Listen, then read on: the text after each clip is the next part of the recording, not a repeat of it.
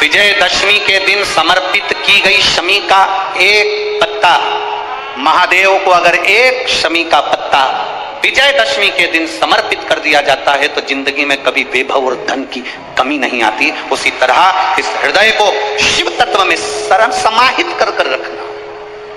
समाहित शिव कथा कह रही है महाराज।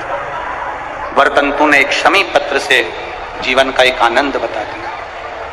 आप भी प्रयास करो, विजयदशमी के दिन एक शमी पत्र बाबा देवादिदेव महादेव को समर्पित करो। भगवान शंकर को शमी पत्र, बेलपत्र सुख देने वाले। शरदीय नवरात्रि पूर्ण होने पर जो विजयदशमी आए, उस दशमी के दिन जो एक शमी का पत्र भूलवश भी महादेव को समर्पित कर दे, उसकी जिंदगी में कभी संपदा की कमी ना आए। एक शमी का पत्र, एक शमी का पत्ता 14 करोड़ सोने की मुद्रा से प्रबल हो जाता है। एक शमी का पत्र। आज भी कई जगह पर विजयदशमी के दिन, कई स्थानों पर विजयदशमी के दिन शमी के पत्ते का लेन देन होता है। शमी के यहाँ होता है कि नहीं होता हमको स्मरण नहीं है, महाराष्ट्र में तो, पर कई जगह होता है। यहाँ पर भी शमी का जो पत्र होता है विजयदशमी के दिन लोग देकर उसको प्रणाम करते हैं, माता पिता को नमन करते हैं। क्यों? आप अपने बच्चे और आपसे पूछेंगे, आपकी औलाद आपसे पूछेगी, आपके आने वाली पीढ़ी आपसे पूछेगी, माँ ये कौन सा नाटक बनाकर रखा है तुम लोगों ने? शमी का पत्ता दे, शमी का पत्ता ले, मिलने जाओ तो शमी का पत्ता क्यों लिया दिया जाता है? बच्चे पूछेंगे। आज की पीढ़ी बहुत प्रश्न करती है, उसको उत्तर देना पड़ेगा कि एक पत्ते में 14 करोड़ स्वर्ण मुद्रा का फल होता है। एक शमी के पत्र में आज के बच्चे जो प्रश्न करेंगे उसका उत्तर देने के लिए तुम्हें तैयार रहना पड़ेगा। उस उत्तर को तुम्हें देना पड़ेगा कि ये शमी का पत्र विजयदशमी पर क्यों लेन देन किया जाता है, शमी का पत्र क्यों शिव के मंदिर में जाता है, शमी के पत्र की मूलता क्यों होती है, उसको समझाना। एक शमी पत्र में वो फल है। और केवल यही नहीं, शमी के वृक्ष के नीचे, बेलपत्री के वृक्ष के नीचे अगर भूल से भी बच्चा, बूढ़ा, कोई व्यक्ति एक पार्थिव शिवलिंग का निर्माण कर लेता है, भूलवश भी उस पर जल समर्पित कर देता है, भूलवश भी उसके भाव से पुष्प या शमी पत्र या बेलपत्र भी चढ़ा देता है, तो वो इस संसार में कहीं ना कहीं सुख भोगता ही है, उसके जीवन में दुख नहीं।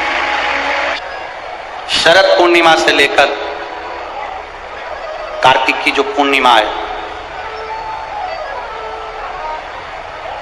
उस बीच में कार्तिक महीने की जब शिवरात्रि आए या प्रदोष व्रत आए, थोड़ा ध्यान देना।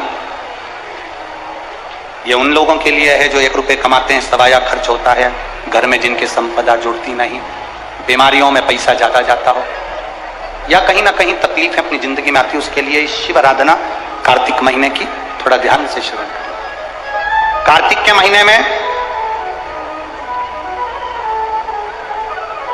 पूर्णिमा से पूर्णिमा के बीच में जो सोमवार पड़े, प्रदोष पड़े, शिवरात्रि पड़े, प्रयास करना। अगर बहुत कष्ट की जिंदगी चल रही हो तो शिवरात्रि, प्रदोष और जितने सोमवार पड़ रहे हो कार्तिक में 4-5 जो सोमवार पड़े, उसमें एक बेलपत्र अशोक सुंदरी वाली जगह पर और शमी पत्र देवादिदेव महादेव के ऊपर, ये 2 जगह पर अवश्य चढ़ा। 1 महीने में जितने सोमवार पड़ जाएं और प्रदोष पड़े और मासिक शिवरात्रि पड़े, उसमें अवश्य चढ़ा। बेलपत्र कहां चढ़ाना है? जम के बोलो जरा। अशोक सुंदरी की जगह। और शमी पत्र कहां चढ़ाना है? देवादिदेव महादेव के। एक बार चढ़ाकर देखो, आपके जीवन का जो आनंद है, जो अपने हृदय की कामनाएं हैं, अपने हृदय के भाव हैं। कार्तिक का जो महीना है भगवान षडानंद कार्तिकेय जी के लिए मूल है। इस षडानंद कार्तिकेय जी ने जब तारकासुर का संहार किया था, तारकासुर को जब मार दिया था, तो 33 कोटि देवताओं ने षडानंद कार्तिकेय जी को वर प्रदान किया था।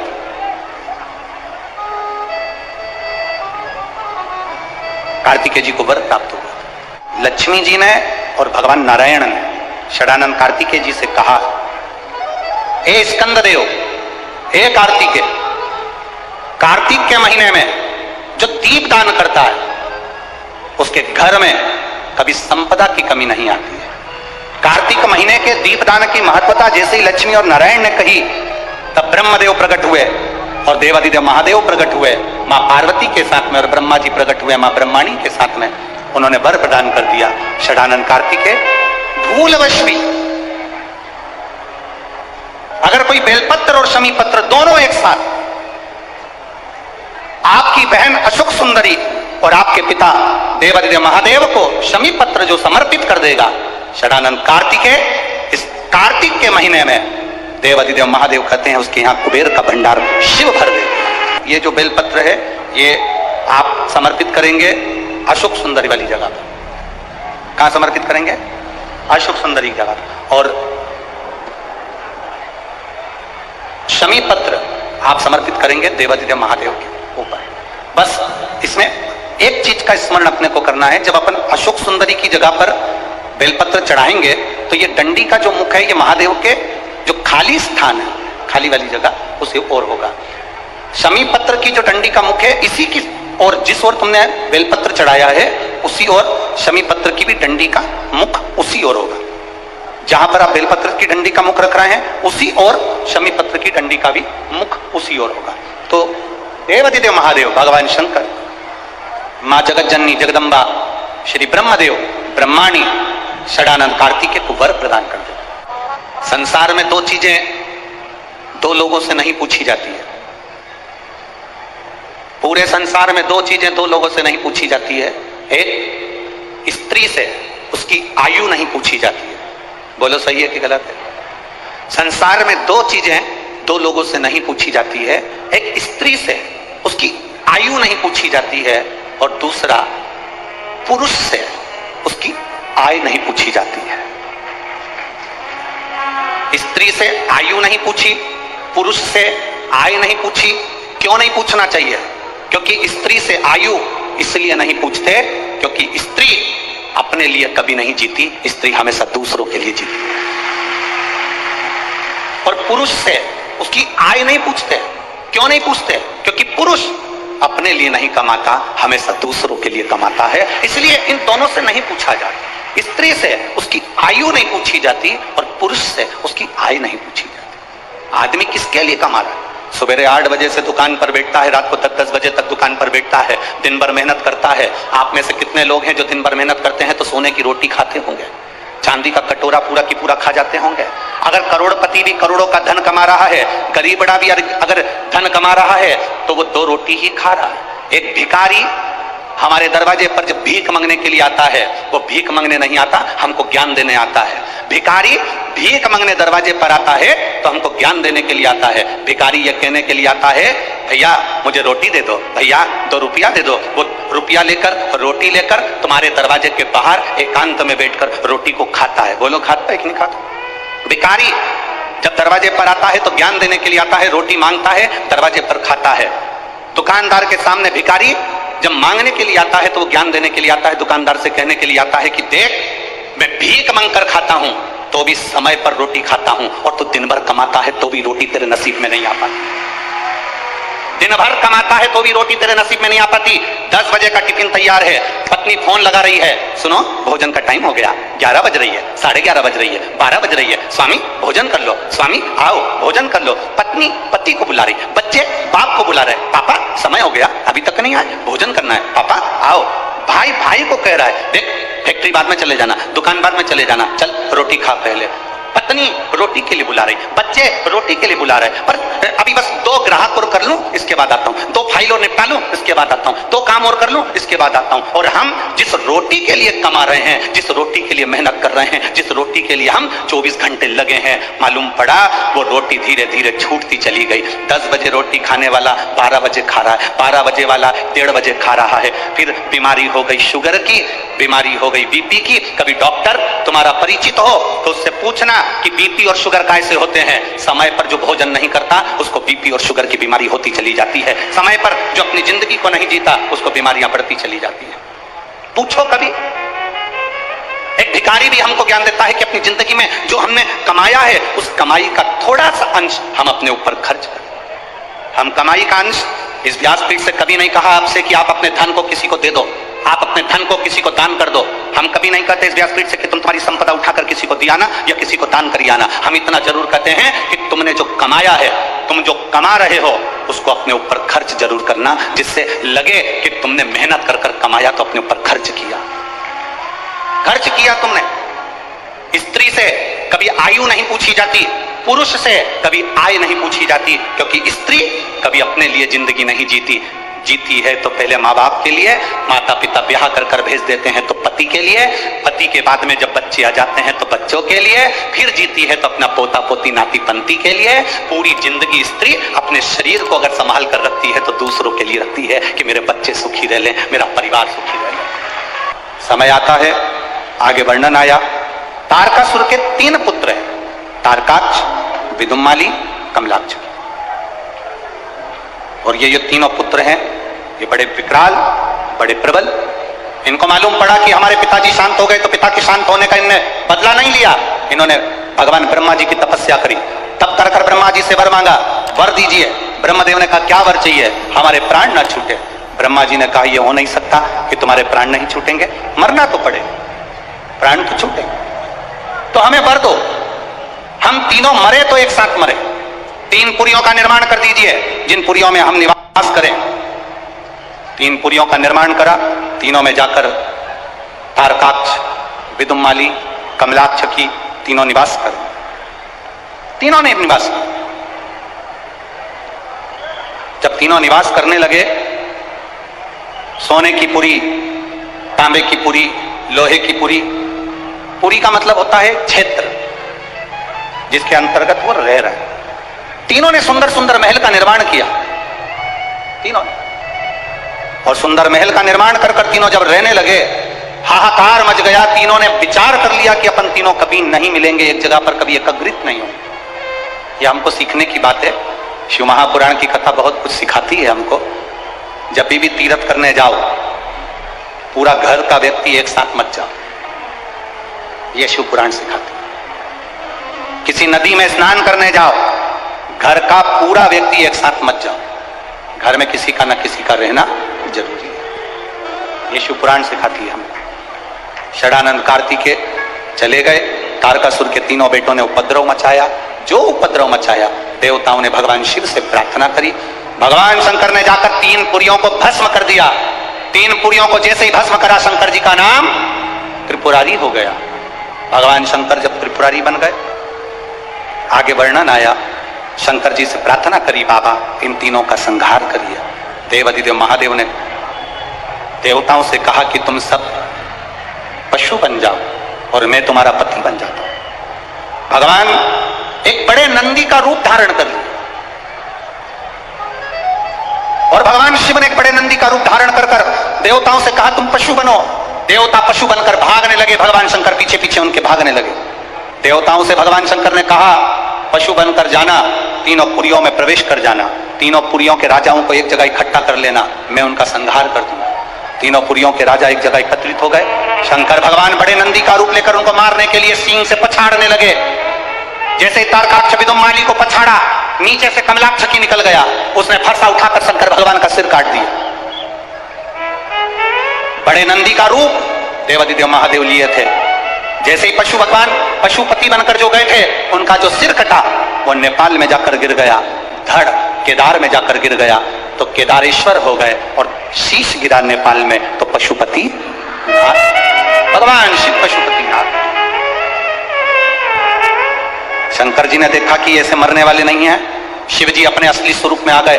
हाथ में त्रिशूल लेकर देवाधिदेव महादेव ने तारकाक्ष विदुम्माली को मारा।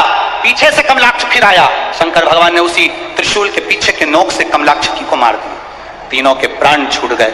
देवताओं ने पुष्पों की वृष्टि कर दी। चारों तरफ आनंद की अनुभूति हो गई। बोल पशुपतिनाथ भगवान की हर हर महादेव। बोल बम का नारा है, सारी समस्या का हल, शिव तत्व की प्राप्ति हो गई। जानकर देवताओं ने आनंद पाया। भगवान शंकर जी ने पाशुपत्य अस्त्र और पाशुपत्य व्रत दोनों को प्रकट किया। क्या क्या चीज प्रकट करी? जम के बोलो जरा। पाशुपत्य अस्त्र और पाशुपति व्रत। पशुपति व्रत की विधानता कही, 5 सोमवार का व्रत, पूजा की थाली जो लगती है वो शाम को भी वही जाती है, 6 दिए, प्रसाद का भाग, मंदिर में जाकर 3 हिस्से होना, 6 दिए को रखकर 5 दिए प्रज्वलित करना, 3 हिस्से प्रसाद के हो जाए तो 2 हिस्सों को छोड़ देना मंदिर में, 1 हिस्से को और जो बिना जला हुआ दिया है उसको वापिस अपनी थाली में रख लेना, बाबा से प्रार्थना कर कर। 6ठे नंबर का जो दिया लेकर गए हो अपने घर के दरवाजे में राइट हैंड प्रवेश करते हुए सीधे हाथ की ओर बैठकर घर की ओर मुख कर कर दिए को जला देना। ऐसे भोजन करते समय सबसे पहले बाबा का जो प्रसाद लाए हो उसे खा लेना। ऐसे 5 व्रत। 5वें व्रत में जब पूरा व्रत होए तब श्रीफल भेंट और कुछ भी 108 दाने चावल के हो, फूल हो, पंखड़ी हो, पत्ती हो, बाबा को समर्पित, बाबा से प्रार्थना, बाबा मैंने आपके पशुपति व्रत करे हैं, स्वीकार करना बाबा। पशुपति व्रत के चलते चलते 5 व्रत के अंदर अगर कभी जिंदगी में अपने क्षेत्र में शिव महापुराण की कथा 200-300 किलोमीटर दूर भी हो रही हो तो एक बार सुनकर जरूर आना, बाबा आपके मन की मुराद को पूर्ण जरूर कर देता। आप में से भी कई माताओं के पशुपति व्रत होंगे, हैं? कईयों के होंगे, और उस बीच में आपको ये 5 दिन की शिव महापुराण की कथा में 1 दिन की भी अगर कथा मिली है तो समझना कि बाबा की कृपा आप पर हुई है। ये शिव तत्व। एक कथा आप लोगों ने सुनी होगी, महर्षि वर्तंतु। महर्षि वर्तंतु जिनके शिष्य थे कोत्स, जिसका नाम था कोत्स। महर्षि वर्तंतु के शिष्य कोत्स बड़े आज्ञाकारी थे कोत्स, और वर्तंतु जो कह देते थे, महर्षि वर्तंतु जो बोलते थे वो कोत्स वो सुनता था। महर्षि वर्तंतु का एक काम बड़ा प्रबल था, वो कोत्स से हमेशा कहते थे कि पार्थिव लिंग का निर्माण करो, मैं पूजन करने आ रहा हूं। पार्थिव लिंग का निर्माण करो, मैं पूजन करने। ये वर्तंतु ऋषि, महर्षि वर्तंतु कोत्स से कहते थे। अब कोत्स का कार्य यह था कि वो रोज एक पार्थिव शिवलिंग का निर्माण करता और अपने गुरु जी को आवाज लगाता, गुरुदेव गुरुदेव, गुरुजी पधारो, गुरुजी पधारो, आवाज लगाता। वर्तंतु महर्षि आते और पूजन करने बैठ जाते। बहुत सावधानी से स्मरण करना इस कथा का, बहुत सावधानी। अब पूजन करने वर्तंतु महर्षि बैठ जाते।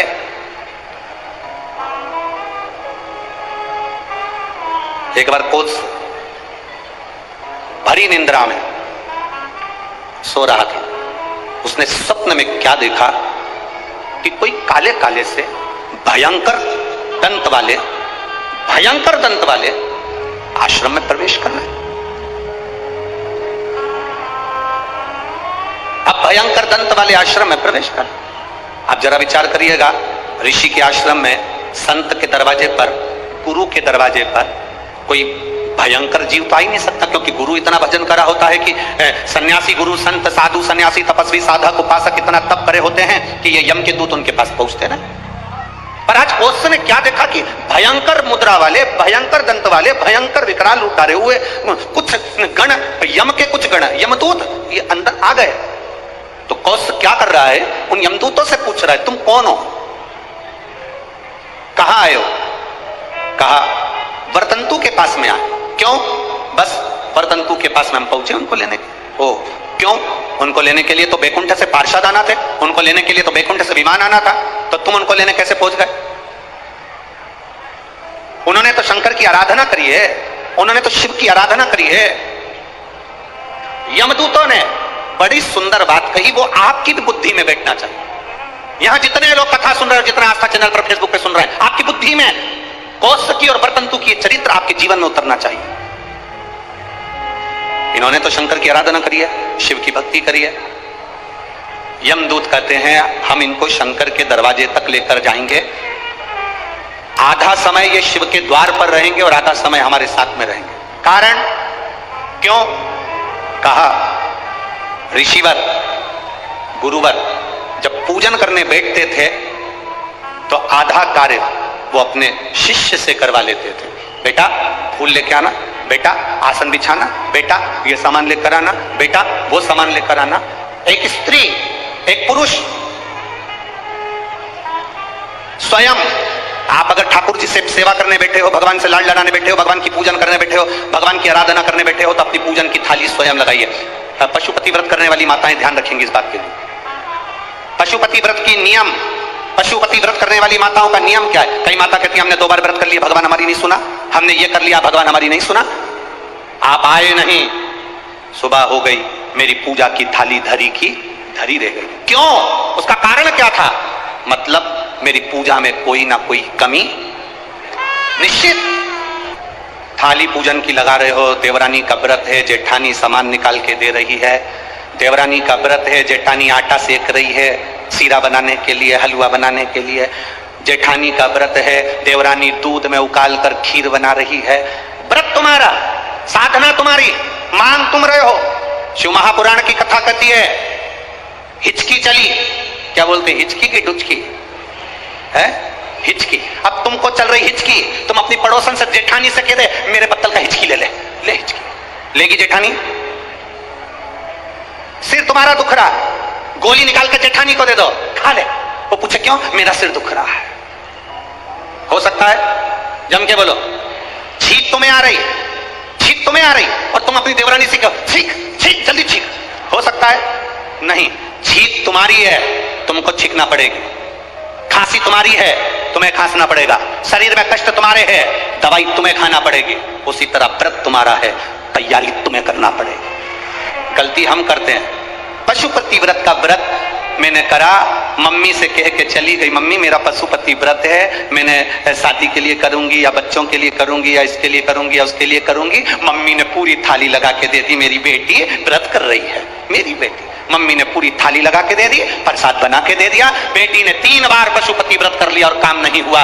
बेटी बाद में कहे कि हमने भी व्रत कराता हुआ नहीं। उस कारण को समझना। क्या तूने तैयारी करी? तू तो केवल एक सिर की उतार रही है कि महाराज बोला है तो व्रत करना है तो मेरा काम हो जाएगा। पर विचार कर, थाली लगाती तो तेरे अंदर भाव जागता कि मैं महादेव की पूजन की तैयारी कर रही हूँ, चावल रख रही हूँ, बेलपत्र रख रही हूँ, पुष्प रख रही हूँ। एक एक चीज में महादेव जुड़ता तेरे दिल से। मैं महादेव के लिए हलवा बना रही हूँ, मैं महादेव के लिए सीरा बना रही हूँ, मैं महादेव के लिए खीर बना रही हूँ, मैं महादेव के लिए ये कर रही हूँ। हर शब्द में तेरा महादेव जुड़ता तो पशुपति व्रत का पुण्य भी 2 व्रत होते और तीसरे में प्राप्त हो जाता। ये नियम है शिव महापुराण।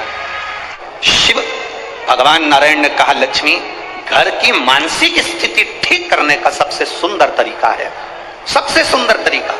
लक्ष्मी शिव की आराधना करो। लक्ष्मी जी ने कहा मैं शंकर की आराधना, हाँ।